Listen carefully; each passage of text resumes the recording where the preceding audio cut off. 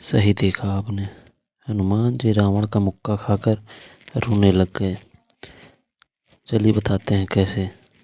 हनुमान जी अजर और अमर हैं। हनुमान ऐसे देवता हैं जिनको यह वरदान प्राप्त है, जो भी भक्त हनुमान जी की शरण में आएगा उसका कलयुग में कुछ भी बिगड़ नहीं पाएगा।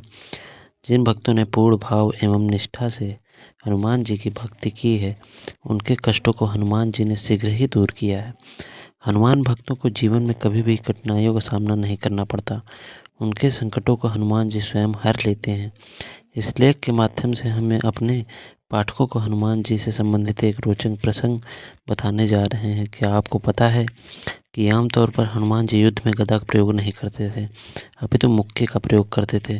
रामचरितमानस में हनुमान जी को महावीर कहा गया है।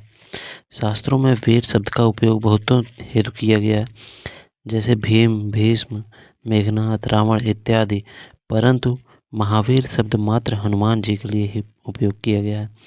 रामचरितमानस के अनुसार वीर वो है जो 5 लक्षण से परिपूर्ण हो: विद्यावीर, धर्मवीर, दानवीर, कर्मवीर, बलवीर। परंतु महावीर वो है जिसने 5 लक्षण से युक्त वीर को भी अपने वश में कर रखा हो। भगवान श्री राम में 5 लक्षण थे और हनुमान जी ने उन्हें भी अपने वश में कर रखा था अपने भक्ति भाव से। रामचरितमानस की यह चौपाई इसे सिद्ध करती है। सुमिर पवन सुत पावन नामू, अपने वश कर रखे रामू। तथा रामचरितमानस में महावीर, विक्रम, बजरंगी में भी प्रयोग हुआ है। शास्त्रानुसार इंद्र के ऐरावत में 10,000 हाथियों के बराबर बल होता है। दिक्पाल में 10,000 ऐरावत जितना बल होता है। इंद्र में 10,000 दिक्पाल का बल होता है, परंतु शास्त्रों में हनुमान जी की सबसे छोटी अंगुली में 10,000 इंद्र का बल होता है। शास्त्रों में वर्णित इस प्रसंग के अनुसार रावण पुत्र मेघनाथ हनुमान जी के मुक्के से बहुत डरता था।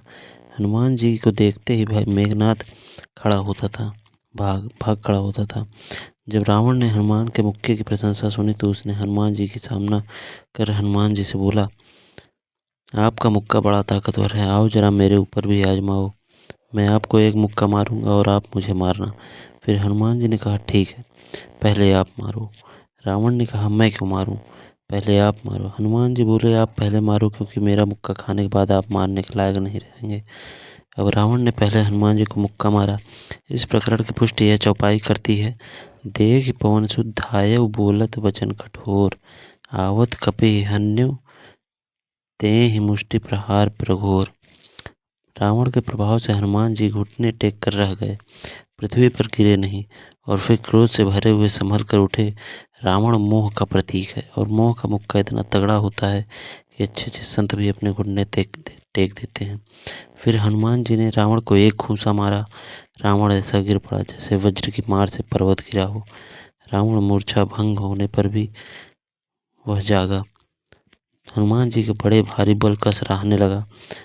गोस्वामी तुलसीदास जी कहते हैं कि अहंकारी रावण किसी की प्रशंसा नहीं करता था, पर मजबूरन हनुमान जी की प्रशंसा कर रहा है।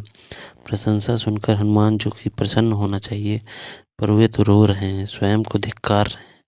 गोस्वामी जी के अनुसार हनुमान जी ने रोते हुए कहा कि मेरे पौरुष को धिक्कार है और मुझे भी धिक्कार है, जो हे देवद्रोही तू अब भी जीता रह गया।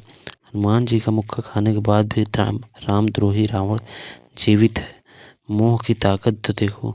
मोह को यदि कोई हरा सकता है तो केवल भगवान श्री राम, उनके अलावा कोई नहीं मार सकता। इसकी पुष्टि यह चौपाई करती है। मूर्छा गए बहोर सुजागा, कपि बल विपुल सराहन लागा। धिग धिग मम पौरुष धिग मोही, ज्यों तय जियत रहिस सरद्रोही। आज की कहानी इतनी ही। धन्यवाद।